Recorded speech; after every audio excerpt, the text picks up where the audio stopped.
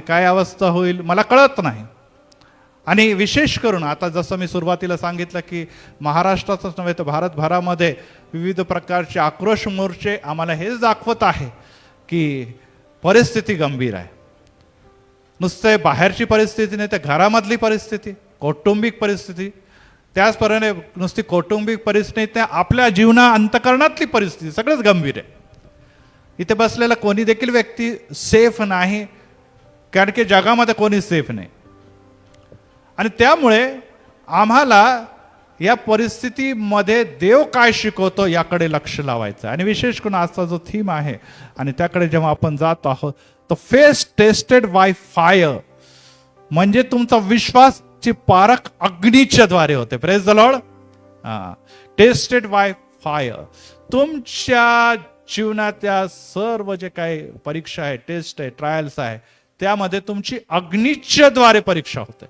आणि आपल्याला माहिती आहे जगामध्ये सगळ्यात महत्वाचा जो टेस्ट आहे ती अग्नीच करते. विशेष करून आपण सोन्याच्याकडे जातो आणि सोनं खरं आहे की खोटं आहे त्याच्यासाठी देखील अग्नी हे कार्य करत राहते. कारण की ही अशी गोष्ट आहे ज्याला जगामध्ये सगळं भितात, कारण की त्याच्याद्वारे सर्व काही नाश या जगामध्ये होतो. आणि आज आपण बघत आहे की तीच अग्नी परीक्षा, याला त्यामुळे एक शब्द आलेला काय, अग्नी परीक्षा. बोला अग्नी परीक्षा. हे सर्वांच्या जीवनामध्ये होत असते. आणि या अग्नी परीक्षेतला होत असताना आम्ही त्याच्यापासून काय शिकतो, काय धडा घेतो, आपण काय लेसन घेतो, हे फार महत्वाचं. कारण की प्रत्येक शहाणा व्यक्ती, प्रत्येक जो ज्ञानी व्यक्ती आहे तो प्रत्येक अशा परीक्षेमध्ये काही ना काही शिकतो आणि आपल्या जीवनामध्ये बदल घडून आणतो. Praise the Lord. हे काही फार बिब्लिकल नाही, हे साधं लेसन आहे जगाचं. की शहाणा व्यक्ती जेव्हा देखील पडतो तो म्हणतो नाही बाबा ह्या खड्ड्यात मी पडतो म्हणून व्यवस्थित जायला पाहिजे. आता सूर्याने गाडी चालवली, मी अशा चालवते तर मी पडते, मग मी त्याच्यामध्ये काहीतरी सुधार आणला पाहिजे. लहान मुलाला माहिती आहे जर तो गॅसच्या जवळ गेला किंवा कुठे गेला किंवा मेणबत्तीच्या कडे चटका बसला तरी तो पुढे त्याच्याकडे जाणार, हा हा करतो लांबून. बरोबर आहे ना. हे लहान लेकरांना काही बुद्धी ज्ञान नाही तरी देखील ते एवढं शहाणपण प्रत्येक व्यक्तीमध्ये जन्मजातच आहे. परंतु तरी देखील आपल्यापैकी अनेक जण धडे घेत नाही. आपण वयस्कर आहोत, आपण मोठे आहोत, आपण समंजस आहोत, आपण वयाने मोठे आहोत, तरी देखील आपण अशा परीक्षेतून अनेकदा धडे घेत नाही. आणि त्याचा परिणाम आहे की आपली जी वाढ व्हायला पाहिजे, आपली जी प्रगती व्हायला पाहिजे, आपल्याला जे पुढे जायला पाहिजे ते झालंच नाही, ते खोंडलेली आहे, ते थांबलेली आहे, किंवा आपण खाली खाली खाली चाललेलो. कारण की या जगामध्ये आपण काही देखील धडे घेणारे नाही. शाळेमध्ये मुलाला पाठवलं आणि मुलगा शिकलाच नाही तर तो पुढच्या वर्गात जाईल का? नाही. साहजिक आहे, लेसन तिथे आहे, तिथे शिकवलं जात आहे. जो मुलगा शिकतो तो जातो पुढे. आपल्यापैकी अनेक जण ज्यांनी शिक्षणाचा फायदा घेतला आणि ते पुढे गेले नाही. हे तर बिलकुल सामान्य गोष्टी. परंतु जेव्हा आध्यात्मिक जीवनाकडे आपण जातो तेव्हा आपल्याला परत एक बार परीक्षेच्याकडे जावं लागतं. आणि संत पाऊल पहिले कोरिन्थी 10व्या अध्यायामध्ये सांगतो की तुमची परीक्षा सहनशक्तीच्या पलीकडे होणार नाही. Praise the Lord. म्हणा सहनशक्ती. हो, प्रत्येकाची सहनशक्ती वेगवेगळी आहे, हे देखील लक्षात ठेवा. प्रत्येकाची सहनशक्ती वेगळी आहे. या दिवसामध्ये सगळेजण म्हणतात आहे ते आमच्या तरुण मुलांना बाबा लोक पेटूनच जातो, लगेच तो चिडतो, लगेच ते चिडते. असं नाही की ते अशिक्षित लोकांच्या बद्दल बोलतो. आता प्रत्येक लोकांच्या एक वयोगट मध्ये आपण म्हणतो अरे आता 10वी 12वीला गेला, थोडं मिसरडे फुटले तर लगेच तो एकदम आरडाओरडी करायला लागला, लगेच तो उद्धटरित्या बोलायला लागला, लगेच तो आई वडिला आणि शिक्षकांच्या विरुद्ध बोलायला लागला. यस, हा जो आहे तो स्वभाव आहे. हॉर्मोनल चेंजेस होत असताना या सगळ्या गोष्टी घडतात. परंतु मग आपण काय म्हणतो, अरे आम्ही तुमच्यासारखे होतो तर आम्ही कधी असं केलं नाही. बरोबर आहे ना. आम्ही कधी अशा आई वडिलांना उत्तर दिले नाही, आम्ही शिक्षकांच्या विरोधात असं बोललो नाही, मग ह्यांनाच काय असं झालं. आणि अशा प्रकारे आपण सगळ्यांना सांगतो किंवा त्यांना आपण धडे देत असतो. प्रियांनो, प्रत्येकाची सहनशक्ती कॅपॅसिटी वेगवेगळी आहे. आणि जर आपण भारतीय समाजामध्ये बघितलं तर सगळ्यात जास्त सहनशील समाज कोणता समजला जातो? बरोबर आहे ना. कोणी सांगायची गरज नाही, काही प्रूफ द्यायची गरज नाही. सगळ्यांना माहिती आहे की ज्या इतर सर्व समाजांमध्ये ख्रिश्चन समाजाच्या बद्दल एक फार निश्चितच कमेंट तुम्हाला ऐकायला मिळेल. ते प्रॉमिनंट कमेंट ही आहे की या समाजासारखा सहनशील, शिस्तबद्ध, व्यवस्थित वागणारा इतर समाज कोणता देखील नाही. परंतु तरी देखील आम्हाला सहनशक्तीचे धडे घ्यायला पाहिजे अध्यापन, कारण की ह्या सहनशक्तीने देखील काम चालणार नाही. आपल्या वैयक्तिक जीवनामध्ये जे काही घडतं त्यामध्ये वचन येणं सांगतं की देव परीक्षा सर्वांची घेतो. इथे बसलेले जे प्रत्येक व्यक्ती, ते लहान थोर म्हातारे कोणी असो, प्रत्येकाला आपल्या जीवनामध्ये परीक्षेला सामोरे जावं लागतं. आणि देव परत एक वार सांगतो की तुझ्या सहनशक्तीच्या पलीकडे मी तुझी परीक्षा घेणार नाही, आणि ते आपण देऊ पण शकत नाही. आणि त्यामुळे आता प्रश्न दोन, एक की सहनशक्ती कमी करायची की सहनशक्ती वाढवायची. आता आपल्या समोर दोन प्रश्न निर्माण होता. सहनशक्ती जर आपण कमी केली तर मग परीक्षाही कमी होतील असं वाटतं. परंतु पवित्र शास्त्रामध्ये जितके पण आपल्याला चरित्र दिसतात, कॅरेक्टर दिसतात, त्यांच्यामध्ये एक मोठी सहनशक्ती होती. त्यामुळे ते मोठे थोर व्यक्ती झालेले. सगळ्यात मोठा धडा जर आपल्याला घ्यायचा तर प्रभू येशू ख्रिस्ताच्याकडे. Praise the Lord. देवाचा पुत्र, स्वतः देव असताना देखील तो त्या छळणाऱ्या लोकांना म्हणतो, हे बापा यांना क्षमा कर. ही सहनशक्ती. थुकत होते, मारत होते, हातापायाला खिळाई ठोकत होते, त्याच्यावर विविध प्रकारचे चुकीचे खोटे आरोप करत होते, तरी देखील तो म्हणतो यांना तू क्षमा कर. ही सहनशक्ती आम्हाला स्वभावात आहेच आहे. ख्रिस्ती समाज का चांगला करू शकतो? त्यांच्या स्वभावात ते आहेच गुण, प्रत्येकामध्येच असतो ते मनुष्यामध्ये. परंतु तो नियमित त्याला आणखीन वाढवत जातो, कारण की तो वधस्तंभाच्याकडे बघतो. Praise the Lord. आणि वधस्तंभावर कोण दिसतो त्याला? प्रभू येशू. आणि नुसतं येशू ख्रिस्त दिसत नाही, तर त्याच्या ज्या झालेल्या परीक्षा आहे ते देखील दिसतात. Praise the Lord. त्या येशूने परीक्षा कोणासाठी सहन केल्या? कोणाच्यासाठी? आमच्यासाठी सहन केल्या. त्यामुळे येशू आमच्या परीक्षेसाठी सहन करतो ना, आम्ही परीक्षा सहन करायला तयार नाही. मी रिपीट करतो, येशूने आमच्यासाठी सहन केलेलं आहे. ते काही मार खाल्लेले, उससे मार खाने से कोडे, मार खाने से मुझे चंगाई मिली वगैरे सगळे आपण गीते गातो. परंतु ते आहे कोणाचे? आमचे दोष. त्यामुळे सहन त्यांनी केलेलं आहे. परंतु आमचे दोष आज देखील आम्ही चिडतो, लगेच बडबड करतो. आणि ही बाब फार आम्हाला धार्मिक, आम्हाला विश्वासू, आम्हाला प्रगतीकडे नेण्याच्या मार्गात बाधक अशी आहे. आणि यासाठी जे चिडणारे लोक आहेत, जे लवकर घाबरतात, डेस्परेट होतात, जे लवकरच आपले राग, क्रोध बाहेर काढतात आणि दाखवतात की अरे मेरे जैसा शैतान कोई नाही, मेरे जैसा गुंडा कोई नाही, मेरा जैसा असा कोणी नाही, तसा कोणी नाही, ते निश्चितच आपल्याला दाबलेला स्वभाव हा प्रगट करत असतात. आपल्याला अशा समय जेव्हा परीक्षा जास्त होत आहे, तेव्हा जास्त सहनशक्तीमध्ये कसं वाढायचं आणि काय दाखवावं, याकडे आज आपण दृष्टी लावत असताना दोन गोष्टीकडे आपण दृष्टी लावणार आहोत. पहिली गोष्ट आहे की अशा समय आम्हाला रडू कोसळतं. आमच्या दृष्टीमध्ये अश्रू आहे, आमच्या जीवनामध्ये अश्रू आहे. आणि आम्ही प्रश्न विचारतो, देवा किती दिवस मी ते सहन करायचं? आज अनेक जणांची हीच प्रार्थना आहे की प्रभू किती दिवस? अरे मी काही असं गुन्हा केलेला नाही, मी असं काही पाप केलं नाही, माझ्यामध्ये काही दोष नाही, मी तर तुझी प्रार्थना करणारी होती, मी तुझा विश्वास ठेवणारा होतो, मी तर तुझे आज्ञा पालन करणारा होतो, मी तर चर्चला जाणार होतो, तरी देखील देवा असं का माझ्या जीवनात घडत आहे? आणि आपण रडतो, कारण की आपल्याला जगाकडून उत्तर मिळत नाही आणि आपल्या नेत्रामध्ये अश्रू येतात आणि आपण देवाकडे विचारतो, कारण की आपल्याला माहिती आहे की या संकटातून आपण सगळे काय हात पाय मारले परंतु बाहेर निघालो नाही. आता काय जे काही होणार तो देवच दूर करणार. आणि अशा अवस्थेमध्ये आपण देवाकडे जाणं गरजेचं. मुलांना कृपया सांभाळा, कारण की सिरियस संदेश चालू आहे. आणि त्याच समयी आपण देवाकडे जात असताना आज आपण या तुफान, वादळ यामध्ये रडतो. दुसरी गोष्ट आहे अंधार. जगामध्ये सगळ्यात जास्त व्यक्ती कोणालाही घाबरतो तो अंधाराला घाबरतो.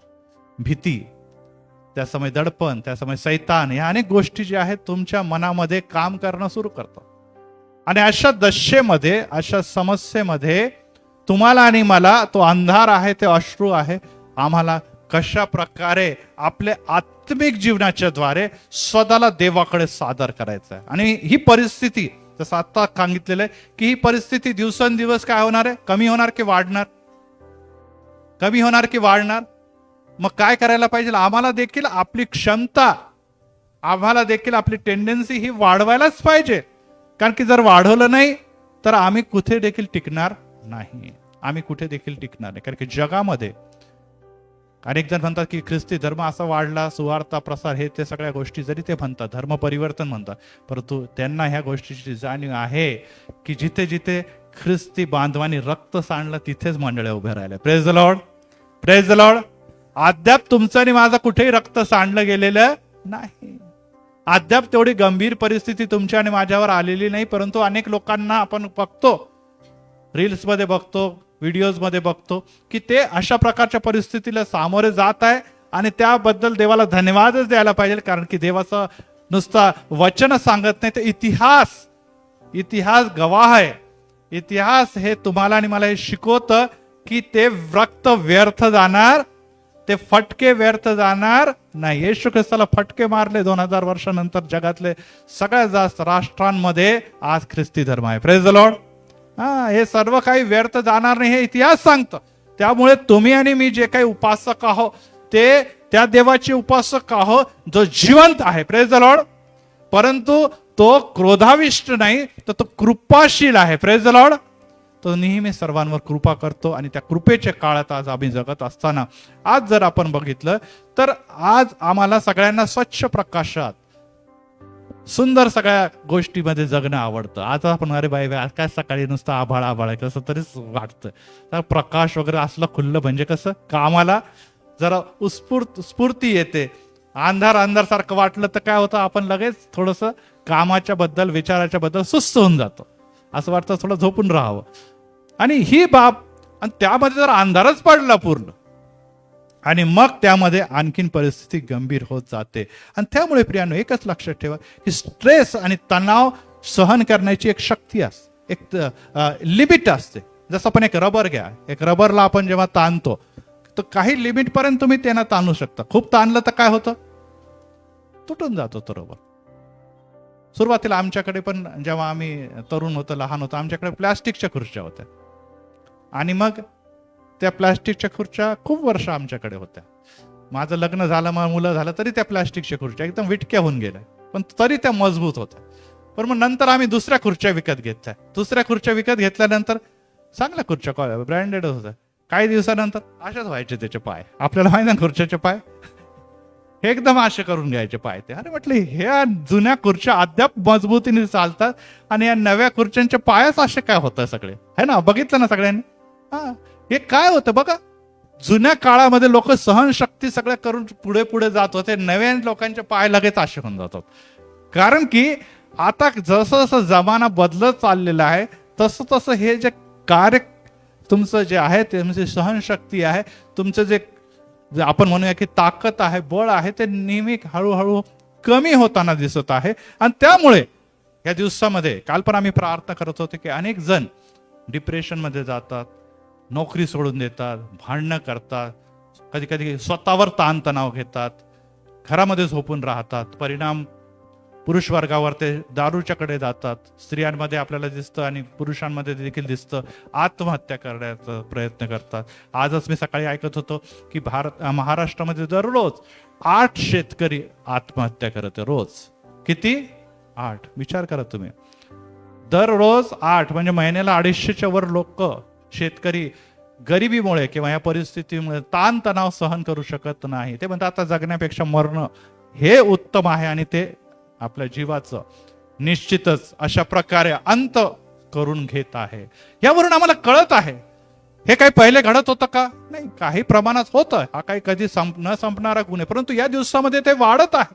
आणि ते वाढत असताना ते काही तुमच्यापासून फार दूर नाहीये, फार दूर नाहीये. अनेक फ्युनरल्स मी मागील 2-3 महिन्यामध्ये केले. काही तरुण मुलं होते सुसाईड केलेले केस आपल्या चर्चमध्ये, क्राइस्ट चर्चमध्ये. अनेक जण तरुण मुलं मुली नाही सहन नाही करू शकत. ते अनेक जण व्यसनाधीन झालेले आहे. आणि यासाठी आपल्याला ही गोष्ट की का सहनशक्ती नाही तुमच्यामध्ये, सहनशक्ती मिळवायची तरी कशी, सहनशक्तीसाठी करायचं तरी काय, हे गुण जोपर्यंत तुम्ही आत्मसात करणार नाही, परिस्थिती आणखी गंभीर होणार आणि मग तुम्हाला एक तर पळवाट शोधावी लागेल, काहीतरी दुसरे उपाय शोधावा लागेल, नाहीतर मग देवाच्या शिवाय किंवा मृत्यू कवटाळण्याच्या शिवाय काही देखील ऑप्शन नाही. आणि त्यामुळे एक गोष्ट आपण डॉन डेरेक नावाचा एक मोठा फिलॉसॉफर आहे, त्यांनी सांगितलं की विपत्ती समस्या जे आहे ते जीवनात रंग भरणारा एक ब्रश आहे. जीवनात रंग भरणारा एक ब्रश आहे.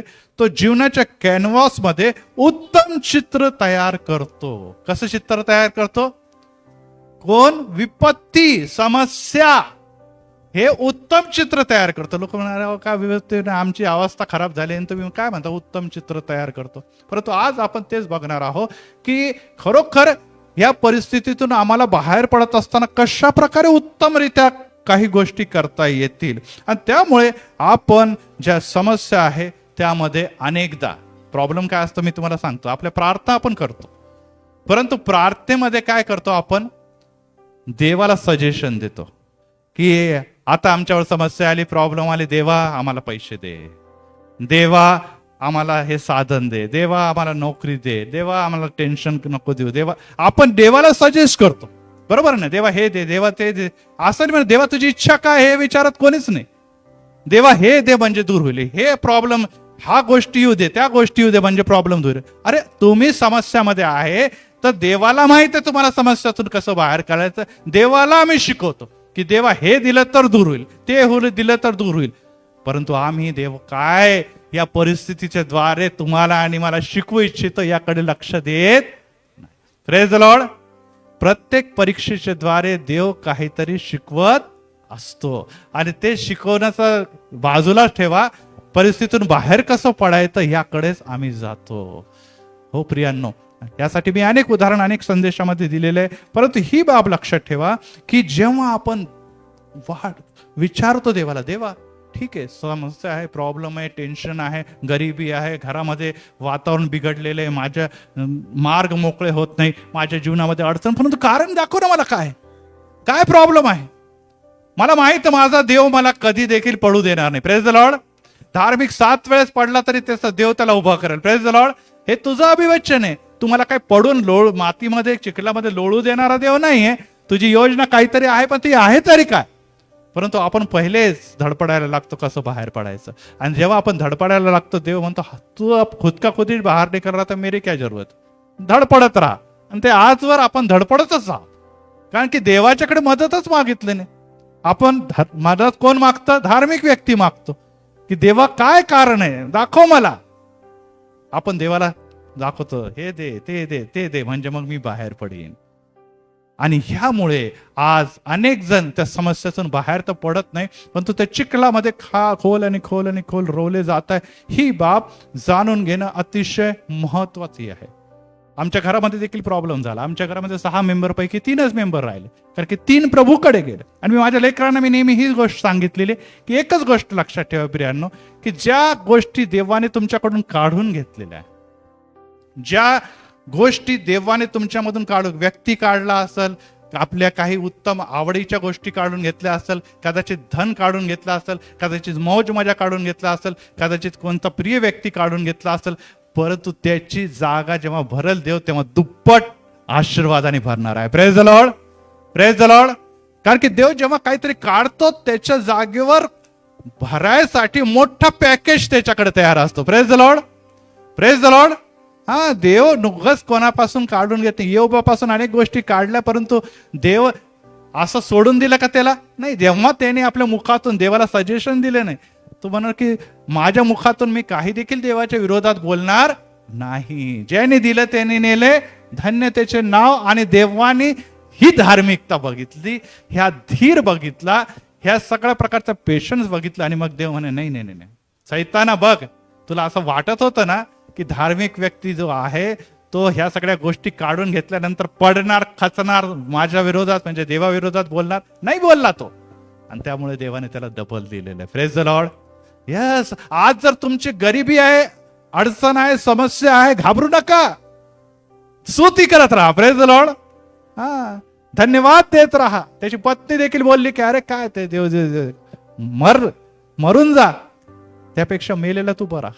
परंतु तो म्हणे की नाही नाही, तू कसे अविश्वासी लोकांसारखी बोलते, अधार्मिक लोकांसाठी की कसे बोलते. अरे देव खरोखर माझ्या बाजूनी आहे. आणि आज प्रियांनो, हेच आमचा प्रॉब्लेम आहे. खरोखर तुम्हाला असं वाटतं का देव तुमच्या बाजूने? आणि जर वाटतं तर मग तुम्ही अविश्वास का दर्शवता? अविश्वास का दर्शवता? तीच प्रार्थना, तीच प्रार्थना तुमची का आहे? कालच मी जवळजवळ 16 मुद्दे लिहून दिले आणि आम्ही मंडळीने मिळून प्रार्थना केली. बरोबर आहे, सगळ्यांसाठी प्रार्थना करतो आपण. आपल्यासाठी केली का कोणी प्रार्थना? नाही. आपल्याला या दिवसामध्ये स्वतःसाठी प्रार्थना करायची नाही का? कारण की माझ्यासाठी देवाची योजना महान आहे. Praise the Lord. दुसरी गोष्ट, माझ्यासाठी कोणीतरी प्रार्थना करत आहे. Praise the Lord. मी जरी माझ्यासाठी प्रार्थना करत आहे ह्याचा अर्थ नाही की माझ्यासाठी कोणी प्रार्थना करत आहे. कोणी जरी जगामध्ये तुमच्यासाठी प्रार्थना करत नसला तर तो मध्यस्थ येशू तुमच्यासाठी प्रार्थना करत आहे पित्याकडे. Praise the Lord. Praise the Lord. तुम्हाला वाटतं की माझा मातलग, माझा व्यक्ती, माझा शेजारी, माझा मुलगा, माझी मुलगी, माझे वडील, माझे माता हे मला विसरले, परंतु येशू म्हणतो मी तुला कधी टाकणार नाही. Praise the Lord. मी तुझ्यासाठी प्रार्थना नुसतं करणारच नाही तर पित्याकडून तुझ्या आशीर्वादाची ओतणी देखील करणार आहे. Praise the Lord. परंतु आपल्याला आपली काळजी खूप वाटते, आपल्या घराची खूप वाटते. मी नसलो तर काय होईल, मी नसलो तर, अरे तू रचणारी काय नाही, तुझ्या पहिले पण चाललं होतं सगळं काय, तू नंतर गेला तरी सगळं काही व्यवस्थित चालणार आहे, कारण की देव हे चालवतो. Praise the Lord. आणि त्यामुळे आजच्या संदेशाकडे आपण विशेष लक्ष देऊया आणि त्यामध्ये आपण ही गोष्ट राखून घ्या की अंधार आहे, ह्याला आपण म्हणतो अंधाराची परिस्थिती आहे. परंतु प्रियांनो, जगामध्ये सगळ्यात पहिले जेव्हा पृथ्वी निर्माण केली तेव्हा काय होतं? सर्वत्र काय होता? अंधार होता. आणि मग देवाने काय निर्माण केला? प्रकाश. आणि प्रकाशाला काय नाव दिलं? प्रकाशाला नाव काय दिलं? दिवस. प्रकाशाला नाव काय दिलं? दिवस. अंधार तर पहिल्यापासून होता आणि आज आमच्या जीवनामध्ये अंधारच आहे ना, तर काय त्याला घाबरायची गरज नाही. परंतु देवाने जर प्रकाश निर्माण केला तर तुमच्या जीवनामध्ये दिवस पण आणणार आहे. Praise the Lord. Praise the Lord. या जगाला तो दिवस दाखवत होता, काय तुम्हाला दिवस दाखवणार नाही का? या चांगले दिवस येतील, चांगले दिवस येणार आहे आणि यासाठी तयार राहा. Praise the Lord. काही लोक इतके गळून जातात, इतके थकून जातात, इतके निराश होतात की चांगले दिवस जरी आले ना तरी त्यांच्या ताकदच नसतं काहीतरी आनंद घेण्याची, बळच नसतं बिचारांमध्ये. चांगल्या चांगल्या गोष्टी देव देतो, परंतु अडचणीच्या समयामध्ये असं गळून बसतात की म्हणजे चांगले दिवसांना एन्जॉयच करता येत नाही त्यांना. असं नाही, तयार राहिला का की देवा आज समस्या आहे, प्रॉब्लेम आहे, अडचणी आहे, मी गळून बसणार नाही, मी तयारी करतो, कारण की येणार दिवसामध्ये मला जेव्हा आनंद मिळेल तेव्हा मी फुल एन्जॉय करणार आहे. Praise the Lord. Praise the Lord. कळतंय ना? कळतंय पण वळत नाही अनेकदा आपल्याला. आणि त्यामुळे ही गोष्ट जेव्हा आपण देवाकडे बघतो तेव्हा ही गोष्ट लक्षात ठेवा. अनेक समयामध्ये अनेक लोकांना काळजी होते की माझ्या डब्यातले पैसे कोणी काढतं का? स्त्रियांना आता डब्यामध्ये पैसे ठेवणाऱ्या स्त्रिया कमी राहिल्या, आता पर्समध्ये पैसे ठेवतात. बरोबर ना? पर्समध्ये पैसे ठेवतात. मग आता पर्स नंतर पुरुष लोक देखील पाकिटामध्ये पैसे ठेवतात. परंतु आता चिंता फार कमी झाली, कारण की चोर पॉकेट मारतच नाही, कारण त्यांना माहिती आहे पाकिटमध्ये पैसेच नाहीये. सगळे पैसे कसे? मोबाईलमध्ये, ऑनलाईन आहे सेवा. बरोबर आहे? पाकिटामध्ये काहीच मिळत नाही, सुट्टे पैसे लोक ठेवतात, बाकीचे सगळे ऑनलाईन ट्रान्झॅक्शन करतात.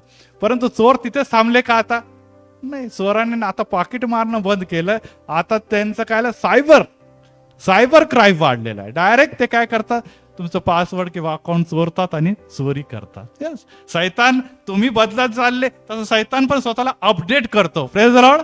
हे सैतानाचे पण गुण आहे. त्यामुळे तुम्हाला वाटतं की ही गोष्ट गेली म्हणजे चिंता मिटेल, नाही मिटणार. काही ना काही तुम्हाला नवीन नवीन दिसणार आणि त्यामुळे तुमची चिंता कायम वाढतच जाणार. आता तुम्हाला पाकिटाची चिंता उरली नाही, परंतु आता नवीन जो मार्ग निघालाय त्यामुळे आता लोकांना चिंता वाटते, अरे कोणाला नंबर नका सांगू, सारखं मोबाईलवर असतं, किसी को आपला नंबर न दे, आणि वेगवेगळ्या गोष्टी येतात, त्याकडे मी जात नाही. परंतु म्हणण्याचा अर्थ हाच आहे की आपल्या चिंता, जगातल्या चिंता कधी देखील कमी होणार नाही. जगातल्या चिंता कधी देखील कमी होणार नाही. ती निरंतर जसं जसं सुखसोयी वाढणार तशा तशा वाढत जाणार आहे. येशू वजस. मारिया कबरेच्या जवळ उभी होती. मारिया कुठे उभी होती? कबरेच्या जवळ. आणि ती काय करत होती? रडत होती. कबरेकडे उभे राहून रडत होती. का रडत होती सांगा बरं? कबरेजवळ उभी राहून ती काय घडलं होतं ज्याच्यामुळे तिला रडू कसलं? मेलेला होता तिचा निश्चितच गुरु, हा मरण पावलेला होता, येशू हा मरण पावलेला होता. आज तिसरा दिवस, अंधाराचा समय होता, पहाट होता, पूर्ण उजाडलेलं नव्हतं. आणि अशा समय ती कबरेजवळ रडत का उभी होती? का होती उभी? बघा त्या चित्रामध्ये दिसत आहे आपल्याला. कारण की त्या कबर रिकामी होती.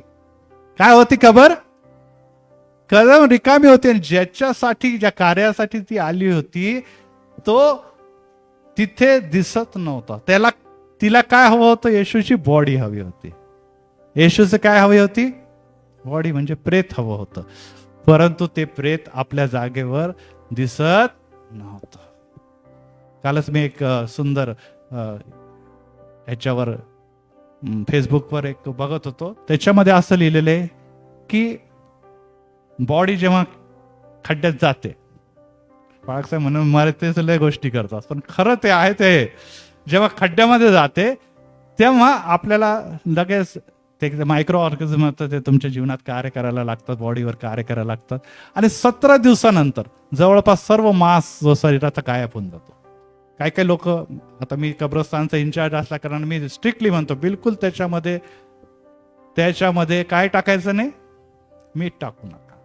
लोकांना माहित आहे मीठ टाकतात. का टाकतात बरं मीठ? मीठ का टाकतात सांगा? हा, मग मीठ यासाठी टाकतात की ती बॉडी आणखीन दिवस काय, आता ते काय सुरक्षित राहून काय? जेव्हा तो जिवंत होता तेव्हा परवा केली नाही. जिवंत होता त्या बॉडीची, चालता फिरता बॉडीची परवा केली. आता मीठ टाकून काय त्या बॉडीला तुम्ही काय करणार आहे?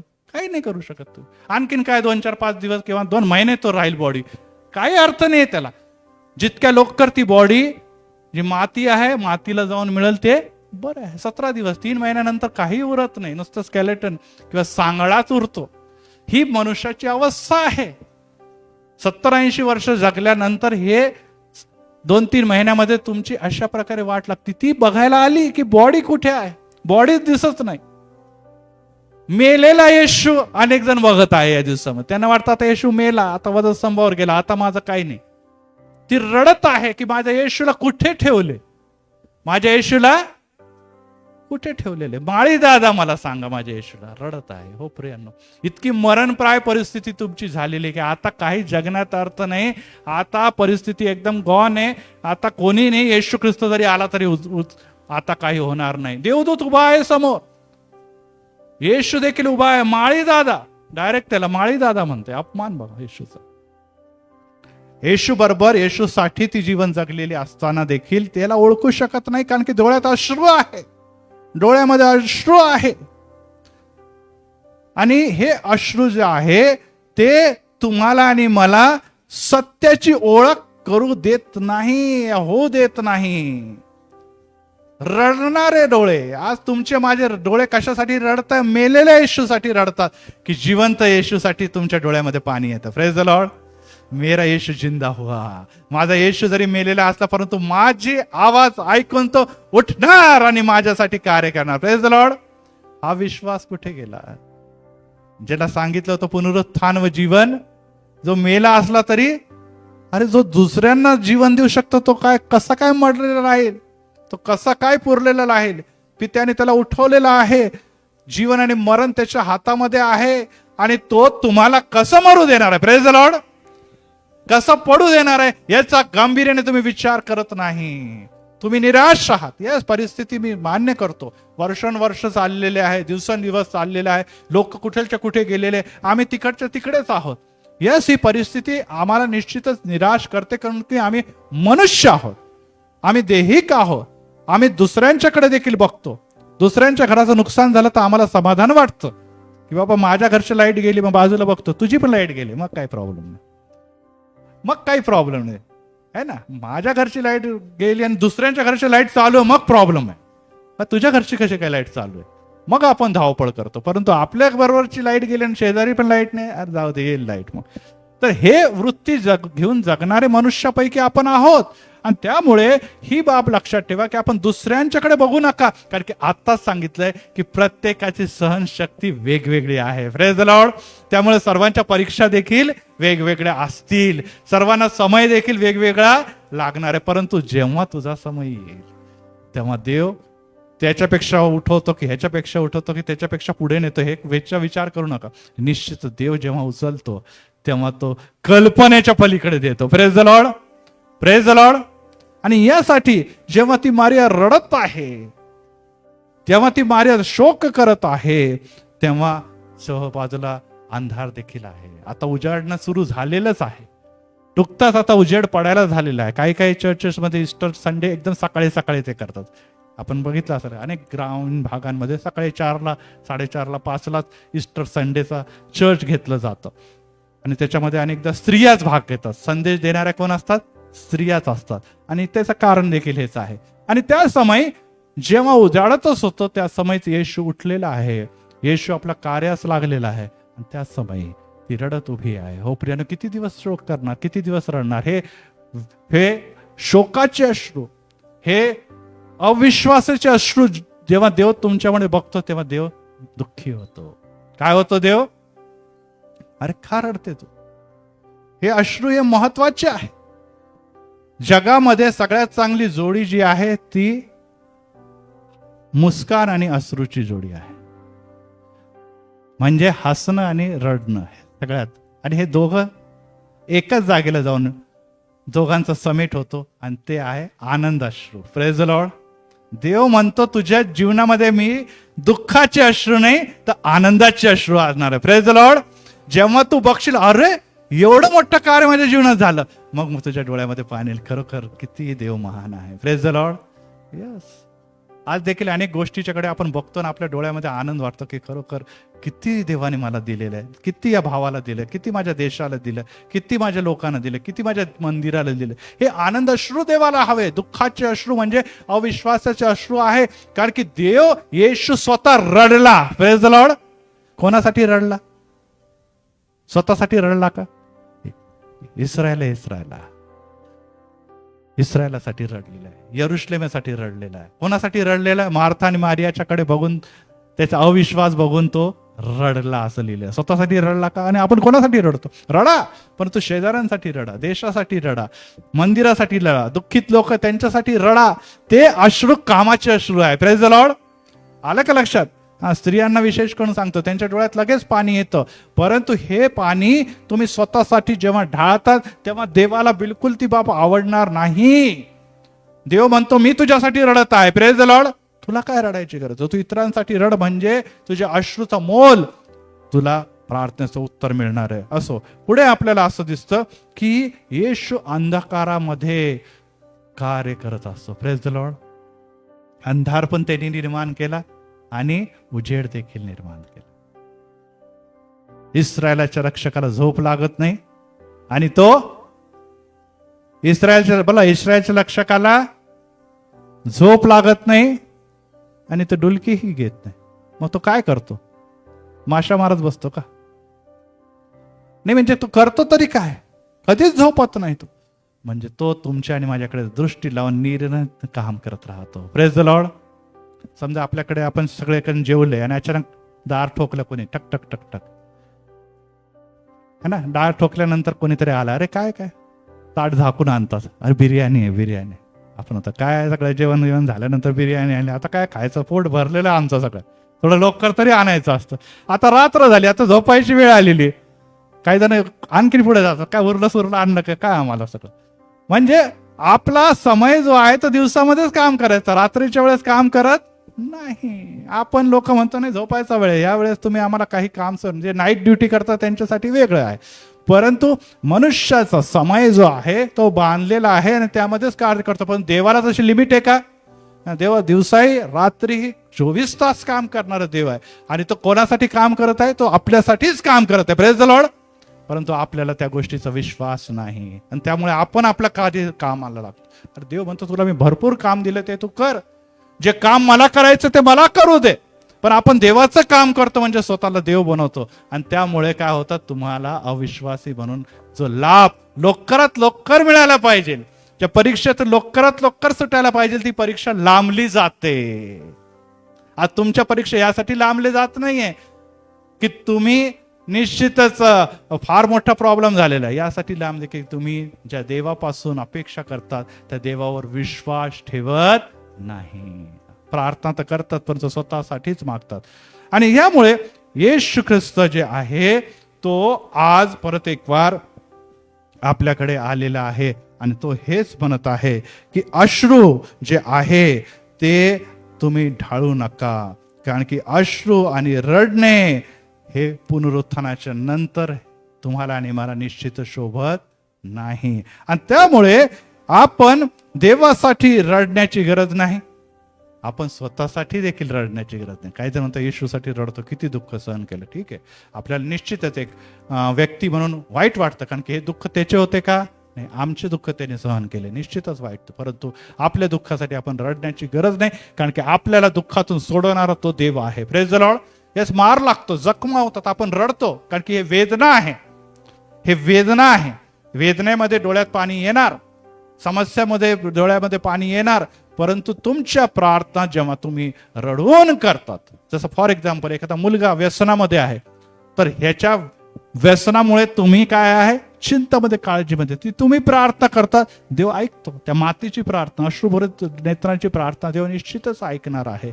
परंतु कायमच तुम्ही स्वतःसाठीच रडत आहात, हे देवाला आवडणार नाही. आणि यासाठी ही बाब देखील लक्षात ठेवा की आपल्याला काही गोष्टी ज्या आहे ते देवासाठी निश्चित करायचं आहे. योहान शुभ वर्तमान आणि याचा 20वा अध्याय 9 ते 11 मध्ये निश्चितच वाचा. योहान शुभ वर्तमान याचा 20वा अध्याय आणि 9 ते 11 मध्ये त्या कबरेजवळ उभल्या असलेल्या मारियेच्या बद्दल काय लिहिलेलं आहे तिथे.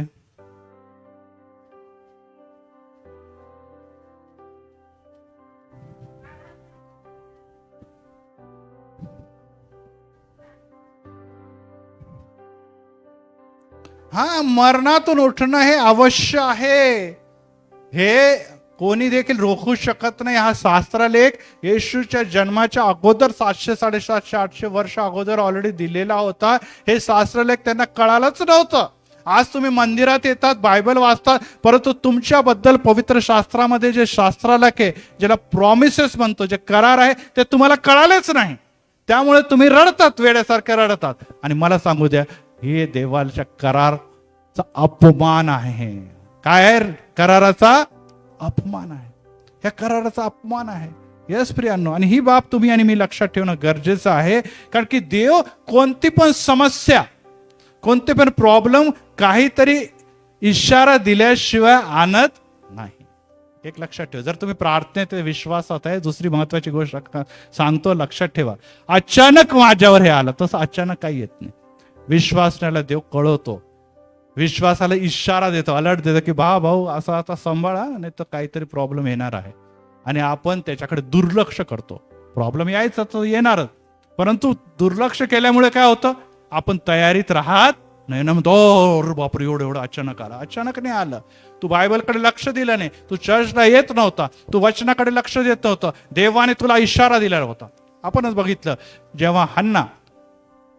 जेव्हा आपण सारेकडे बघितलं, सारा आणि अब्राहमाला सांगितलं आहे ना की तुझ्या बायकोला काय होणार आहे, संतती होणार आहे. पुढच्या वेळेस जेव्हा मी येईन त्यावेळेस ती निश्चितच एक संततीला जन्म देईल. देवाच्या त्या पवित्र मनुष्याने सांगितलं होतं. हन्ना हसली, परंतु तरी तसं घडलं. परंतु पुढे गेल्यानंतर काय गेलं, ते लोक थांबले. उत्पत्तीमध्ये ते केलेले ते लोक थांबलेले. उत्पत्ती 18 अध्याय घरी जाऊन वाचा. आणि त्यानंतर त्यांनी म्हटलं की अरे माझा हा प्रिय व्यक्ती आहे, सदोम आणि गमोराचा नाश करायला मी चाललो, मी हे माझ्या ह्या व्यक्तीला कळू नाही का? बरोबर आहे ना. आणि ते थांबले. चला वाटा तुम्ही उत्पत्ती 18 अध्याय आणि 17व वचन. आणि हा अंडरलाईन करा, हायलाइट करा. देव थांबतो. संकट येणार आहे, समस्या येणार आहे, प्रॉब्लेम येणार आहे, मी माझ्या लोकाला कळू नाही का, माझ्या लोकाला सांगू नाही का, अरे हा प्रॉब्लेम येणार आहे. Praise the Lord. वाचा काय लिहिलेलं आहे उत्पत्ती 18 आणि 17 मध्ये. परमेश्वर म्हणाला, मी जे काही करणार आहे मी ते अब्राहमापासून लपून ठेवू का? Praise the Lord. हा, देव करणार आहे. तुमच्या जीवनामध्ये जे काही घडत आहे ते देवाला माहित नाही का? तुमचा भूतकाळ पण त्याला माहित आहे, वर्तमानमध्ये काय चाललं, भविष्यामध्ये काय, सगळं देवाला माहित आहे. आणि देव म्हणतो मी त्याला कळवणार. काय होणार आहे मी त्याला कळवतो. कारण की त्याचे जे प्रिय आहे, त्याचा जो भाचा आहे, त्याच्यावर आता संकट येणार आहे, जो सदोम गमोरामध्ये राहतो, बरोबर आहे. आणि तेव्हा त्यांनी काय केलं, तो म्हणे जाऊ दे मरू दे, माझ्यावर प्रॉब्लेम नाही ना, मरू दे, तो मरतो जाऊ दे सदोम गमोरा, असा बोलला का तो? त्यांनी मध्यस्थी केली, त्याकडे मी जाणार नाही, त्यांनी मध्यस्थी केली. एक लक्षात ठेवा, जर तुमचे देवामध्ये, वचनामध्ये, प्रार्थनेमध्ये चालत आहे, देव त्याच्या दूतांच्या द्वारे, देव स्वतः, देव वचनाच्या द्वारे, देव त्याच्या सेवकाच्या द्वारे तुम्हाला अलर्ट आणि इशारा देईल की यस, तुझ्या जीवनामध्ये हे होणार आहे, हे होणार आहे, म्हणजे होणारच आहे, ते टळणार नाही. आणि ह्याद्वारे काय होतं, याद्वारे आम्हाला काय मिळतं, तयारी करायला मिळते. अब्राहामाने काय केलं, त्यांनी मध्यस्थी केली, परंतु मध्यस्थी यशस्वी झाली का? नाही झाली. पातक डोक्याच्या वर गेलेले आहे, त्यामुळे सदोम आणि गमोराचा बचाव होणारच नाही, हे अब्राहामाला कळालेलं आहे. देव करणार म्हणजे करणारच आहे.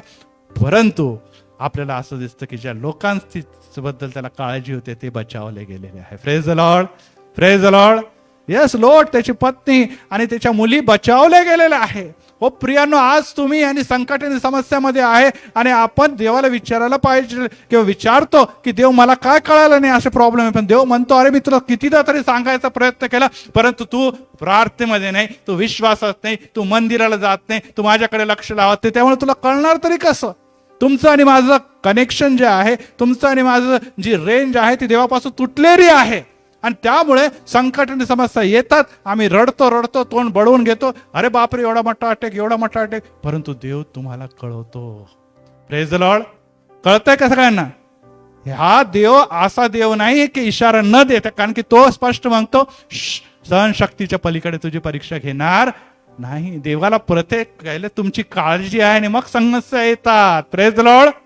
समस्या येण्याच्या अगोदर त्याला काळजी आहे, याची कॅपॅसिटी काय, याची लायकी काय, याची पात्रता काय, ह्याला काय द्यायचं, हे सर्व पॅकेज ऑलरेडी तयार राहतं. Praise the Lord.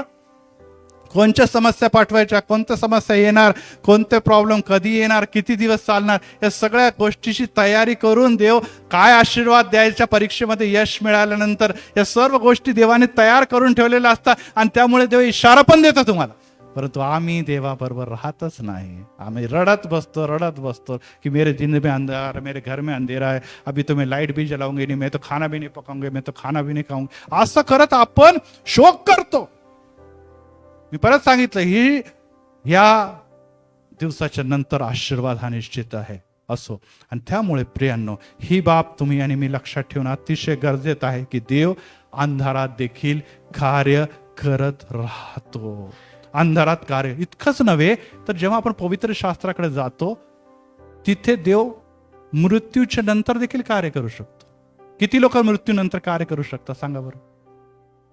आपल्याला पवित्र शास्त्रामध्ये सांगितलेलं आहे की व्यक्ती जेव्हा मरण पावतो तेव्हा तो चिर शांतीमध्ये जातो.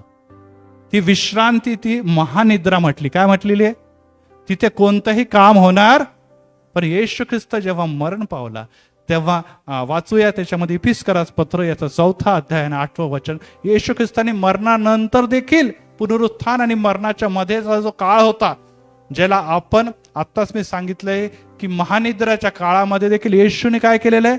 कार्य केलेलं आहे. वाचा इफिसकरास पत्र 4:8. हायलाइट करा, कारण की आपण वाचत नाही, त्यामुळे आपल्याला काहीच बोध मिळत नाही, विश्वासात कमी पडतो. वाचा काय लिहिलेलं आहे. 4:8 इफिस.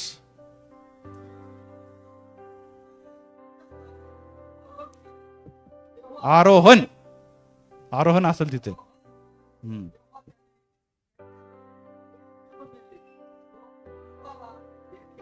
यस, वचनाचा अभ्यास केला तर तो विषय मी ऑलरेडी शिकवलेला आहे आणि किती लोकांना लक्षात आहे मला माहित नाही. परंतु येशूने त्या उच्च स्थानी आरोहण करत जे त्या अब्राहमाच्या उदराशी होते त्यांना परत एक वार त्यांनी काय केलेलं आहे? पॅराडाईज कडे घेऊन गेलेला आहे. आणि ही बाब येशूने केव्हा केलेली आहे? त्याच्या मरणाच्या पश्चात. येशू मेल्यानंतर पण काम करतो, पुनरुत्थित येशू पण काम करतो, जीवित येशू पण काम करतो. येशू कधी देखील थांबला नाही आणि थांबणार नाही. Praise the Lord, praise the Lord. मग आज का थांबलेला आहे माझ्यासाठी येशू? आज काय येशू माझ्या जीवनामध्ये कार्य करते? आज इथे अनेक जण आहे ज्यांनी अनेक दिवस वाट बघितली आणि वाट बघितल्यानंतर त्यांना खूप सुंदर गोष्टी मिळालेल्या आहे. Praise the Lord. आजच आमच्यामध्ये मिका आहे आणि मिकाला मी म्हणतो, मिका शारोन का गुलाब तेरे लिए है तयार. Praise the Lord. म्हणण्याचा अर्थ हा आहे की तू वाट बघ, तू घाबरू नको. आपण कधी कधी निराश होतो, कधी कधी आपल्याला चिंता वाटते, परंतु एक गोष्ट लक्षात ठेव की प्रभू कोणाला वाट बघू देत नाही, कोणाला पडू देत नाही. तो त्याला नुसतं उचलणार नाही, तो उच्च स्थळी प्रस्थापित करणार, उच्च स्थळी आरोहण केलं. Praise the Lord. आणि यासाठी प्रियांनो, तुमचा विश्वास कुठे आहे हे जाणून घेणं अतिशय महत्वाचं आहे. आणि ही कृती जी आहे ती तो तुमच्या जीवनामध्ये करत असताना येशूसाठी रात्र काय आणि दिवस काय, काय आहे का तिथे? मरताना, मेल्यानंतर, पुनरुत्थान झाल्यानंतर तो काम करतो, रात्री पण काम करतो आणि दिवसा पण, नाईट ड्युटी पण करतो. इथे 3 शिफ्ट मध्ये आपण मनुष्य काम करतो, बरोबर आहे ना? 3 शिफ्ट मध्ये काम करतो, परंतु देव शिफ्टच नाही त्याला. अनलिमिटेड शिफ्ट मध्ये वर्षानुवर्ष, युगानुयुग कार्य करत आलेला आहे. Praise the Lord. आणि त्यामुळे प्रियानो, रात्री झोपत असताना आपण म्हणतो येशू पण झोपला की काय बाबा? अरे काय, रात्रीच माझा झोप नाही लागत, रात्री तर मला भीतीचे स्वप्न पडतात, रात्री तर मला असं वाटतं माझा काय जीव थांबला का काय, श्वास घेणं थांबतं की काय, रात्रीच मला सगळ्या जुन्या गोष्टी आठवतात, रात्रीच मला वेगवेगळ्या प्रकारचे दडपण येतं, मी काय करावं? परवाच मी YMCA मध्ये संदेश देत असताना मी सांगितलं की 2 वृद्ध होते आणि दोघांना त्यांच्या मुलांनी हाकलून काढून दिलं आणि वृद्धाश्रम मध्ये टाकलं. कुठे टाकलं? वृद्धाश्रम मध्ये. आणि त्या रूम मध्ये राहत असताना 2 आपसामध्ये चर्चा करत होते आणि एक वृद्ध व्यक्ती दुसरा व्यक्तीला म्हणतो की अरे भाऊ, मला तुझ्याकडे बघून फार नवल वाटतं की तू झोपला नाही की तुला लगेच झोप लागते, लगेच घोरायला लागतो. अरे मी रात्री 2-3 वाजल्याशिवाय मला झोपत येच नाही, करवाटे बदलते रहता मग. ही काय अवस्था? रहस्य तरी मला सांग की वृद्ध लोकांना झोप येत नाही, पण तू लगेच पडला काय की लगेच झोपतो आणि लगेच घोरायला लागतो. ते घोरणं बघून आणखीन माझी झोप उडून जाते आणि मला ईर्ष्या वाटते, अरे काय हा मनुष्य आहे, इतक्या लवकर काय, याला विचारायला घेणं देणं नाही. लोक चिंतेमध्ये तळमळतात आणि हा बघा कसा झोपा काढतो. ते म्हणे की मी जेव्हा देवाचं वचन वाचत असतो तेव्हा स्तोत्र 121 आणि 8 मला मिळालं, काय की तुझा परमेश्वराला झोपही लागत नाही आणि तो कामच करत आहे माझ्यासाठी रात्रंदिवस, तर मी का जागत राहायचं? Praise the Lord. अरे माझ्या कामापेक्षा देवाचं काम हे कधी पण परफेक्ट असणार. Praise the Lord. आपल्यासाठी जर देव काम करतो तर मग आपण कशाला मध्ये लुडबुड करायची? अरे प्रभू जरा बाजू हो ना, मेरे को करणे देना जरा काम, असं म्हणायची गरज आहे का काही? जर प्रभू तुमच्यासाठी काम करतोय, येशू तुमच्यासाठी काम करतो, तर आपण म्हणायचं नाही नाही तू बाजू हो, तेरे को नहीं जमने वाला येशू, मेरे को बहुत अच्छा जमता है काम, मैं करता वो काम, तू बाजू हो जा. आपण त्याला बाजूला करतो, स्वतः झुमतो स्वतः. येशू म्हणतो ठीक आहे बाबा, कर तू तुझ्या याच्याने. आणि त्यामुळे तुम्हाला यश मिळत नाही, तुम्ही येशूला आणि त्याच्या योजनेला आपल्या जीवनामध्ये येऊ देत नाही, चिंता करतात, काळज्या करतात आणि त्यांनी काय होत नाही. रात्री जागल्यानंतर मग डॉक्टर म्हणतो एक काम करूया, गोली लेके सो जाओ अभी. रात्री झोपण्याच्या गोळ्या खाऊन किंवा झोपण्याचा औषध पिऊन झोपतात लोक. ही अवस्था तुमच्या आणि माझ्यामध्ये काय येत आहे? कारण की तुम्हाला आणि मला या गोष्टी स्तोत्र 121 वर विश्वासच नाही की परमेश्वर तुझा रक्षक आहे. Praise the Lord. आणि यासाठी प्रियांनो, आज जेव्हा आपण देवाचा विचार करत असताना आम्हाच्या जीवनामध्ये किती मोठं वादळ आले, किती मोठे समस्या आले, परंतु डिझास्टर मॅनेजमेंट ह्या देवाच्या हातामध्ये आहे. Praise the Lord. आपत्ती निवारण हे आमच्या हातामध्ये आहे. आपण दरवर्षी बघतो गव्हर्नमेंटने काय केलेलं आहे. गव्हर्नमेंट म्हटलं नाही, हे जे रस्ते, ते डांबरी रस्ते, पाऊस आला की त्याच्यामध्ये काय पडतात? खड्डे पडतात. त्यामुळे ते सगळे डांबरी रस्त्यावर पैसा वेस्ट जातो. मग आता गव्हर्नमेंटने काय केलंय सगळीकडे? कोणते रस्ते केले? सिमेंटचे रस्ते करून, हायवे पण सिमेंटचे केले. आता सिमेंटचे हायवे केल्यामुळे आता लोकांच्या गाड्या अशा पळतात की जिथे थांबली तिथे 4-5 गेलेच वर. जिथे थांबली तिथे मोठं ते देतात, टायर फुटतात, है ना, आपल्याला माहिती आहे. सिमेंटच्या मुळे गरम होऊन टायर फुटतात, लोक धडकतात. रोज शेकडो लोक मरत आहे एक्सप्रेस हायवेवर. आपण बघितलेलं आहे बॉम्बेमध्ये किंवा पुण्यामध्ये पाणी झिरपतच नाही खाली, ते वाहत आहे आत. आणि पाणी न झिरपल्यामुळे आता पाण्याचा लेवल पण आता काय चाललेलं आहे? खाली चाललेलं आहे. लोकांनी आता नाले काढले आणि काढण्याच्या जागेवर मोठे मोठे पाईप टाकले. नाले नको म्हणत, स्वच्छ दिसत नाही, पाण्या जायलाच जागा नाही. पाईप मध्ये प्लास्टिक अडकलं, हे घरांमध्ये पाणी. आपण बघतच आज रोज टीव्हीच बघतात आपण. नाले नाही, सगळे बुजवून टाकलेले, पाईप टाकलेले त्याच्या जागेवर. लोक आपल्या परिस्थितीने काहीतरी विचार करतात, परंतु साध्या निसर्गाला ते रोखू शकत नाही. घराच्या बिल्डिंग मनुष्य वाहत चाललेले. आपल्याला ही बाब जाणून घ्यायला पाहिजे की ज्या निसर्गाशी आपण लढू शकत नाही, तर त्या निसर्गाच्या निर्माता देवाशी कसं लढणार? Praise the Lord. यस. आणि यासाठी जर आपण त्याच्याशी लढू शकत नाही, आपण त्या निसर्गावर विजय प्राप्त करू शकत नाही, तर आपल्याला कोणाच्या हाती पडायला पाहिजे? निसर्गाचे निर्माण करता देवाच्या हाती आपलं जीवन द्यायला पाहिजे. Praise the Lord. Praise the Lord. Yes. आणि ती स्त्री जी रडणारी होती, त्या स्त्रीला जेव्हा येशू म्हणतो मरिये, तेव्हा तिला कळालं हा माळी नाहीये, हा कोण आहे? रब्बुनी आहे. Praise the Lord. माझा येशू आहे. आणि ती मग लगेच तिचे अश्रू कन्वर्ट झाले आणि ती आनंदाने येशूच्याकडे धावली. प्रियांनो, येशू प्रत्येकाचं नाव जाणतो. तो म्हणतो तुझे नाव माझ्या हातावर मी कोरून ठेवलेलं आहे. Praise the Lord. टेटूने काढलं देवाने. काय केलेलं आहे? कोरून ठेवलेलं आहे. आणि कोरून ठेवलेलं असल्यामुळे तो तुम्हाला सर्वांना नावानिशी ओळखतो. जग काही त्वरा करून खाली आहे, परत तुझ्या घरी उतरायचं आहे. Praise the Lord. यस. पापी आहे, जगातला सगळ्यात मोठा चोर आहे तो, परंतु तरी देखील येशूला त्याच्या घरी उतरायचं. तुमच्या आणि माझ्या जीवनात आणि तुमच्या आणि माझ्या घरात काय येशू येणार नाही? Praise the Lord. आज या मंदिरातून तेच म्हणतोय, मला तुझ्या घरी उतरायचं आहे, या घराण्याला मला तारण द्यायचं आहे, कारण की तू देखील अब्राहमाचा पुत्र आहे. Praise the Lord.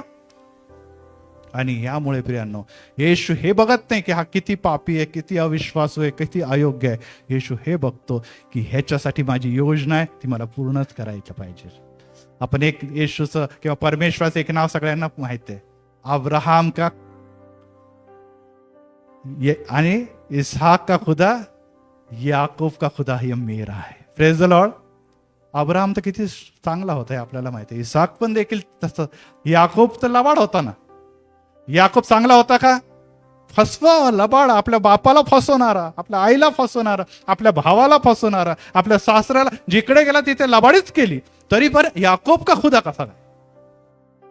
अब्राहमचं ठीक आहे, आपण म्हणू अब्राहम का खुदा होता खरं खरंच. इसाक त्याच्याच सारखा धार्मिक व्यक्ती होता, पण याकूब का खुदा म्हणण्यासारखं नाही ना बाबा. याकूब तो प्रियांनो आपला खुदा म्हणण्यासारखा तो नाहीये, परंतु तो म्हणतो मी तुझा भी तेरा भी खुदा हो. Praise the Lord. मी तुझा पण पिता आहे. तू पापी आहे, अयोग्य आहे, यामुळे नाही, कारण की मी तुला निवडून घेतलेलं आहे. याकोबा तू कुठे पण पळ, मी तुला सोडणार नाही. आणि याकोबाचा तो जागोजागी भेट घेत होता. आणि यामुळे प्रियांनो एक गोष्ट लका, तुम्ही कुठे पण पळा, देव तुमचा शोध घेत तुमच्या मागेच येणार. का येणार आहे सांगा बरं. आता मी नेहमी या संदेशामध्ये म्हणून, का तुम्ही त्याला एवढे प्रिय? आम्ही पापी असताना का प्रिय आहोत सांगा. मला निवडलं हे तर आहेच खरं. दुसरी गोष्ट, माझ्यासाठी त्याने वधस्तंभावर प्राण देखील अर्पिलेले. Praise the Lord. यस. तुमच्यासाठी, माझ्यासाठी त्याने रक्त ओसतून वधस्तंभी प्राण दिलेले आहे. त्यामुळे तुम्ही मौलाने विकत घेतलेले त्याचे पुत्र आणि कन्या आहात. Praise the Lord. फुकट नाहीये, पैसा दिया है, रोकडा मोजा है यीशु ने आपके लिए. अनेकदा आपण लग्नामध्ये म्हणतो यार, कोणताही कार्यक्रम ते भेट वस्तू नका आणत जाऊ राव.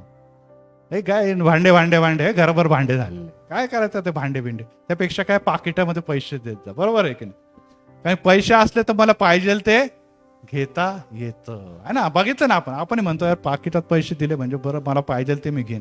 हे काय भांडे कुंडे अमकं ढमकं देतात बक्षीमध्ये, ते ढीक पडलेलं आमच्याकडे. हो प्रियांनो, येशूने तुमच्यासाठी मोल देऊन तुम्हाला विकत घेतलेलं आहे. Praise the Lord. यामुळे की तुम्ही आणि मी याकोब सारखे जगी पतित असलो तरी तुमचा देखील खुदा म्हणून देवाला आवडणार आहे. परंतु तुम्ही आणि मी संकट, समस्या, प्रॉब्लेम यांनीच लढत इथेच मरत आहोत. आमच्या घरातले लोक आणि आम्ही आपसामध्ये झगडत आहे, व्यसनामध्ये, पापामध्ये, अशुद्धतामध्ये, आमच्या वैयक्तिक जीवनामध्ये निराशा आहे, रडणं आहे, चिडणं आहे, येशूवर चिडणं, देवावर चिडणं, लोकांवर चिडणं. सहनशक्तीच्या पलीकडे परीक्षा घेणार नाही याच्यावर विश्वास नाहीये का तुमचा आणि माझा? नाहीये का? कुठे गेला तुमचा विश्वास? कुठे गेली तुमची सहनशक्ती? आज देव हेच विचारत आहे. अरे तू वधस्तंभाकडे म्हणतो मी येशू काय, मी येशू काय, मी येशू की सहनशक्ती किधर आहे? कुठे गेली तुमची येशू ख्रिस्ताची सहनशक्ती? याच प्रियांनो, या सहनशक्तीमुळेच तो तुमच्या आणि माझ्यासाठी त्या वधस्तंभी विजय प्राप्त करू शकलेला आहे. स्त्री जेव्हा येशूकडे बघते, तिचं नाव मरिया होते, ती धावत गेली आणि शिष्यांना पण बोलून आणलं. Praise the Lord. बघा येशू उठला आहे. Praise the Lord. आज स्त्रियांनो लक्षात ठेवा, सर्वात पहिले सन्मान कोणाला प्राप्त झाले? पुनरुत्थान येशूचं बघण्याचा सर्वात पहिले यश, आशीर्वाद कोणाला दिलेला? स्त्रीला दिलेला. कोणती स्त्री? एक रस्त्याने चालणारी स्त्रीला दिसला का तो? जी भुकेली आहे, जी तानेली आहे, जी येशूचा शोध घेत आहे. तुम्ही आणि मी येशूचा शोध घेत आहोत का? आम्ही कशासाठी रडत आहोत? ती कशासाठी रडत होती? येशू मेला म्हणून रडत होती का? सांगा बरं, ती कशासाठी रडत होती? येशू मेला म्हणून रडत होती का? येशू कुठे गेलेला आहे, येशू मला का दिसत नाही म्हणून रडत आहे. आज तुम्हाला यासाठी रडण्याची गरज आहे की माझा येशू मला का दिसत नाही? माझ्या घरामध्ये, माझ्या समस्यामध्ये, माझ्या प्रॉब्लेममध्ये, माझ्या निराशामध्ये, माझ्या अडचणीमध्ये माझा येशू का दिसत नाही? तर दिसत नाही तर येशूसाठी रडा. येशू येईल तुमच्या जीवनामध्ये. Praise the Lord. मागू नका, येशू ये दे, तू नहीं रहा तो भी चलेगा, उधर से मेरे को बाय कुरियर भेज देने का, वसं तू नाही आया तो भी चलेगा, कुरिअरनी या गोष्टी सगळ्या पाठवून दे, मी खुश होऊन जाईल. नाही, येशू म्हणतो मी तुझ्या घराचा दार ठोकत आहे. Praise the Lord. दार उघडलं म्हणजे कुरिअर देऊन निघून जाईल का येशू? असं म्हटलंय का? नाही. येशू म्हणतो मी तुझ्या बरोबर आज येईन, जेवीन. यस, येशूला तुमच्या बरोबर सहभागिता आवडणार आहे, फेलोशिप आवडणार आहे. यासाठी तुम्ही त्याच्याकडे लक्ष लावा. आणि ही बाब आपण लक्षात घेत नाही. हो प्रियांनो, आज आपण ह्या गोष्टीकडे जेव्हा लक्ष लावतो तेव्हा एक गोष्ट लक्षात ठेवा, विजय हा तुमच्या जवळ आहे.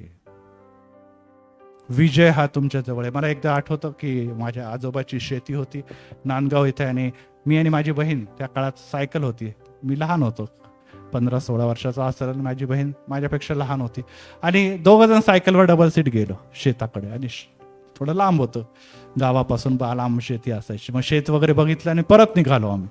आणि परत निघाल्यानंतर काय झालं की चालवत आहे, आता सायकलमध्ये तर आपल्याला माहिती आहे सवय नसते आपल्याला, चालवत काही दिवस गावच येईना.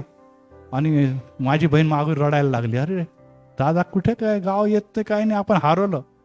मला इतकं टेन्शन आलं. एका बाजूला गाव पण दिसत नाही, एका बाजूला सायकल एवढा किलोमीटर, 15-20 किलोमीटर चालवली, 15-20 किलोमीटर बॅक येते, आणि तरी गाव दिसत नाही. आणि मला रडू कोसळलं, मी काय करावं आता कळे ना. कोणी रस्त्यावर दिसत पण नाही, आपल्याला माहिती ग्रामीण भागामध्ये कोणी रस्त्यावर नाही, शुकशुकाट. आणि मी म्हटलं किती वेळच फायडल मारायचा, आता माझे म्हणजे गोळे यायला लागले पायामध्ये. पण तो अचानक मला लांबून एक स्टेशन आपलं दिसलं, जिथून मी टर्न घेतला होता. Praise the Lord. आणि जसंच वाटलं, जसं स्टेशन दिसल्यानंतर मला एक नवीन ताकद, ऊर्जा मिळाली. अरे बरोबर आहे, मी बरोबर आहे. आणि मग सहज आम्ही आपल्या घरी पोहोचलो. Praise the Lord. यस, आज काही दिसत नाही तेव्हा तुम्हाला वाटलं आता पायात गोळे आले, आता मी थकलो, आता काही वाटत नाही, आता मी मरणार. परंतु थोड्या वेळ वाट बघा, येशू ख्रिस्ताचा वधस्तंभ तुम्हाला दिसेल. Praise the Lord. तिथे तुम्हाला काही वेळानंतर येशू दिसेल, येशूचा सामर्थ्यशाली कृपेचा हात दिसेल, आणि तुम्ही म्हणणार यस, माझा मार्ग बरोबर आहे. Praise the Lord. मला येशू भेटलेला आहे, आता मी चुकलेला मार्ग नाही. आज तुम्ही यासाठी रडा की मला येशू दिसत नाही. Praise the Lord. कळालं मी काय म्हटलं? यासाठी रडा की येशू दिसत नाही. का दिसत नाही? येशू पळून गेला नाही, येशू लपला नाही. येशू आमची परीक्षा बघत आहे की हा किती आग्रही आहे, तो पूर्ण जीवानिशी ताकदनिशी कशा प्रकारे माझ्या शोधतो. आता ह्याची सगळी ताकद संपायला लागली की लगेच येशू म्हणतो हा मी आहे, आज इधर, बरोबर आहे, रस्ता बरोबर आहे. Praise the Lord. आणि जेव्हा तुम्ही हे करतात तेव्हा मलाच सांगू द्या, विजय तुमच्यापासून कोणी रोखू शकत नाही. आणि त्यामुळे शेवटला वचन, आणि मी संपवतो, 2 पेत्र 1 अध्याय आणि 19 वचन. 2 पेत्र आणि 1 अध्याय आणि 19 वचन. आणि ह्यामध्ये पेत्र याने प्रकारे म्हणतो की कशा प्रकारे काळोख्यातून आपल्याला प्रकाशाकडे नेणारा देव पवित्र डोंगरातून तुमच्याकडे बघत आहे. वाचा कोणीतरी जोरात. 2 पेत्र 2:19.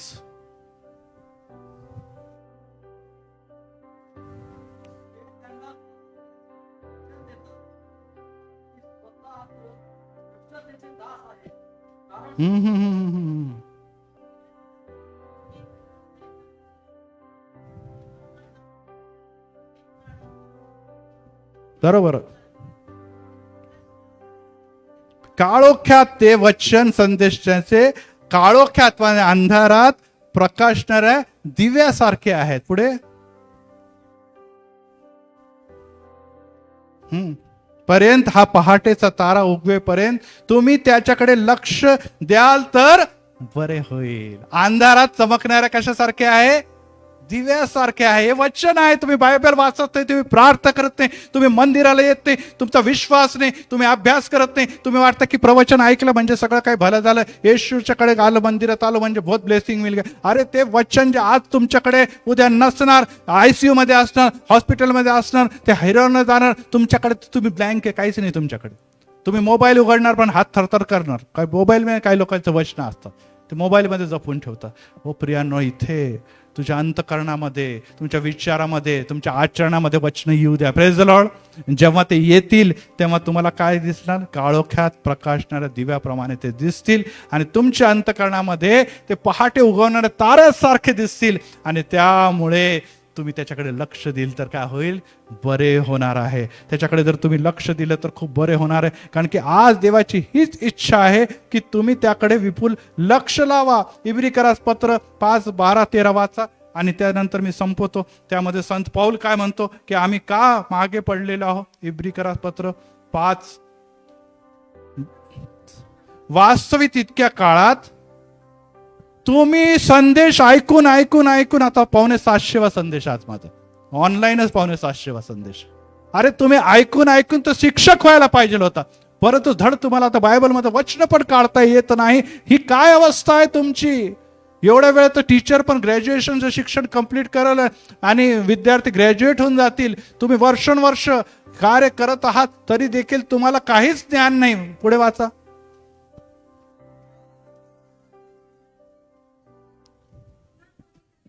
परत बेसिक कडे ABCD परत शिकवण्याची गरज आहे असं देव आता इथे संत पाऊल म्हणतो. तुम्हाला टीचर व्हायचं पण, परंतु आता तुमची अवस्था ही आहे की ABCD मध्ये परत सुरुवात करायची का? मी पुढे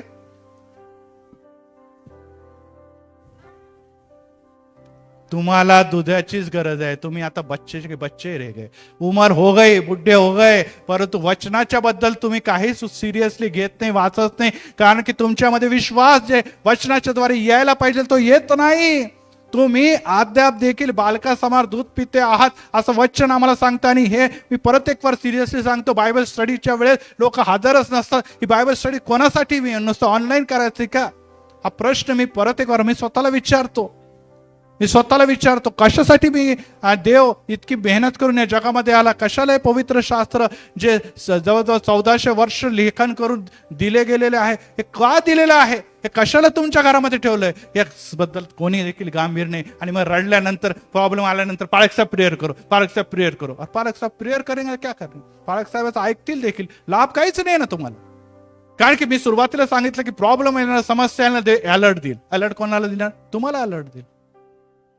तुम्हाला अलर्ट आणि इशारा देईल. जे वचनात चालतात त्यांना अलर्ट आणि इशारा देईल. परंतु तुम्ही मग प्रॉब्लेम मध्ये फसतात आणि बोलतो अरे पालक से बहुत बड़ा धक्का लग गया मेरे को, मैं आजारी गिर गई 3 दिन तक. अरे धक्काच लगेगा ना भाई. तू कधी काय होणार आहे त्याच्याकडे लक्ष दिलं नाही. त्यामुळे ह्या सगळ्या परिस्थिती आलेल्या आहे. जसं अब्राहमाला दिलं तसं तुला देव शिकवू इच्छित होता, परंतु तू लक्ष दिलं नाही. त्यामुळे आता परिस्थिती गंभीर झालेली आहे. आणि त्यासाठी काही गोष्टी ज्या आहेत त्याकडे लक्ष लावा. पहिली गोष्ट, 3 गोष्टी मी सांगतो आणि संपवतो. पहिला मुद्दा आहे की वादळ आणि समस्या यामधून देव मला शिकवत तरी काय आहे याकडे लक्ष लावा. मला वादळ आणि समस्यामधून देव मला काय शिकवत आहे हे मला जाणून घ्यायचंय. कोणता पण परीक्षा जी असते, एक्झाम असते, ती प्रमोशनसाठीच असते. कोणतं पण असं आहे का विद्यार्थी फर्स्ट क्लास पास हो गया फिर भी नीचे के क्लासमेट डाल दिया मेरे को? असं होतं का कधी? इंटरव्ह्यू मध्ये पास झाला तरी त्याला नोकरीवरून हाकलून दिला, असं होईल का? नाही ना. तुम्ही जेव्हा पास झाले, सिलेक्ट झाले तर तुम्हाला पुढे मिळणारच आहे जॉब. परंतु आपण नाहीच करत ते. परीक्षेच्या मागे रहस्य काय? परीक्षा येते काय? समस्या काय येत आहे देव हे आपण जाणून घेत नाही. नुसतं समस्या करून रडतो. तर पहिली गोष्ट आहे समस्याचा मूळ जाणं. नंबर 2, कदाचित जे काही मी गमावले, बाळक से बहुत धक्का लग गया, अभी मैं जी नहीं सकती, अभी मैं कुछ जीने का कुछ कारण ही नहीं रह गया, अभी मैं मर जाने वाली हूँ, उनके सिवा कैसे जीने का? अरे जे काही गमवलेले आहे ते नसल्यानंतर देव मला कसं सहाय्य पुरवतो आणि मला कसं यश देतो याकडे बघा. Praise the Lord. देव तुला पडू देणार नाही. तुझे एक नवरा गेला तर 10 नवरे देणार नाही तो, परंतु निश्चितच तुला जी ताकद देईल त्याद्वारे जग म्हणलं की खरोखर बघा या एकट्या व्यक्तीने कशा प्रकारे देवाची सेवा करत आपलं जीवन जगलं. Praise the Lord, praise the Lord. तो व्यक्ती होता, देवाची योजना होती, तो गेला. आता देवाची योजना तुझ्यासाठी अद्भुत आहे. Praise the Lord. परंतु आपण थक जाते, मर जाते, सो जाते, सगळं तो एक गेला तर बाकीचे सगळे आपण कठीण अवस्थेमध्ये पोहोचतो. तर शेवटला मुद्दा, खरंच या गोष्टीच्या द्वारे आपण देवाला गौरव देतो काय? साक्ष द्यायला पुढे बोलत होते, येत नाही लोक.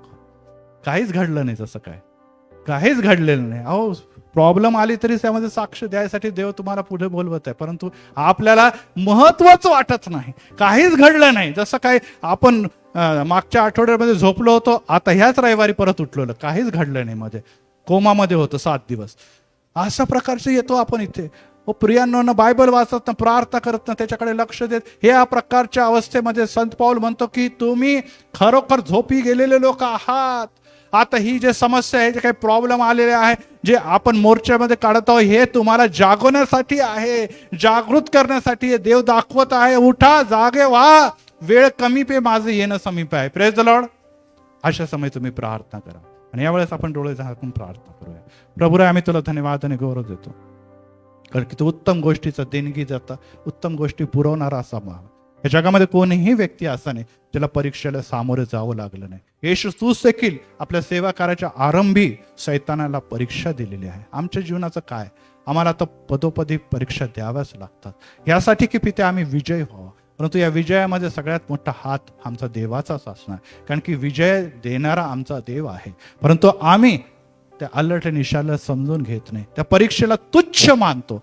तुझं वचन आज आम्ही शिकलोय की सहनशक्तीच्या पलीकडे मी तुझी परीक्षा घेणारच नाही. परंतु आम्ही परीक्षेला तुच्छ मानतो, देवाच्या योजनेला जाणून घेत नाही, आणि त्यामुळे आमची प्रगती दिसत नाही. आम्ही देवाला परत दोष देतो.